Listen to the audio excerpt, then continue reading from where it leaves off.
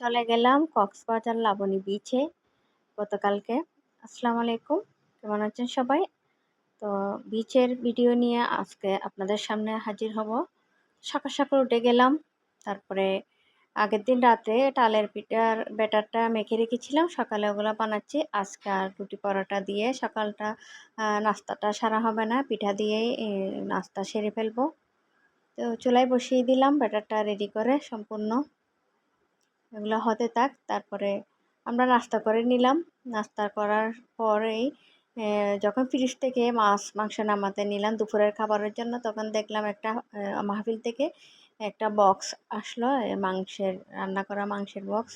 এটা পেয়েতেও অনেক বেশি খুশি হয়ে গেলাম। আজকে আর দুপুরবেলা রান্না করতে হবে না, এগুলা দিয়ে দুপুরটা সেরে যাবে। অনেক বেশি খুশি লাগে এরকম রেডিমেড কোনো কিছু চলে আসলে। তারপরে খাওয়া দাওয়া করার পর চলে গেলাম বিচে। এটা হচ্ছে কক্সবাজার লাবণী বিচ। কালকে যেহেতু বন্ধ ছিল, সবার বাচ্চাদের কোচিং স্কুল সব কিছু বন্ধ, তো চলে গেলাম একটুখানি বেরিয়ে আসি বেড়াতে। মাঝে মধ্যে এরকম বন্ধ পেলে একটুখানি বেরিয়ে আসলে খুবই বেশি ভালো লাগে। মন চায় প্রতিদিন এভাবে ঘুরতে চাই, কিন্তু প্রতিদিন তো আর ঘোরা সম্ভব না। যখনই এই বিচে যাই, বিচের এই দৃশ্যটা আমার থেকে অনেক বেশি ভালো লাগে। একটা বোতলের আকৃতিতে ডাস্টবিন, কিছু দূর পর পর গিয়ে ডাস্টবিন দিলেও মানুষ অত সচেতন না, যেখানে সেখানে ফেলে দেয়, ওগুলো তেমন ইউজ করে না। তো পাশে আরেকটা দেখলাম মাছের আকৃতিতে ডাস্টবিন।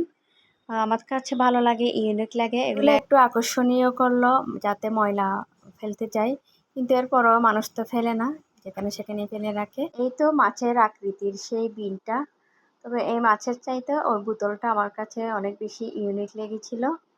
যাই হোক, আমরা একটু তাড়াতাড়ি গিয়েছিলাম বিচে, অনেক রোদ, প্রচুর রোদ। পানিতে নামবো ওটা ভেবে একটু তাড়াতাড়ি গিয়েছিলাম, অনেকদিন পরে গেলাম। এখানে দেখলাম মানুষরা মনের সুখে ঘুড়ি উড়াচ্ছে, হালকা হালকা বাতাস, ঘুড়িগুলো উঠছে, দেখতে বেশ ভালো লাগছে। আমি বালিতে হাঁটছি আর ভাবতেছি সাদা পাথরের মতো কখন না জানি এই বিচের বালিগুলোও গায়েব হয়ে যায়।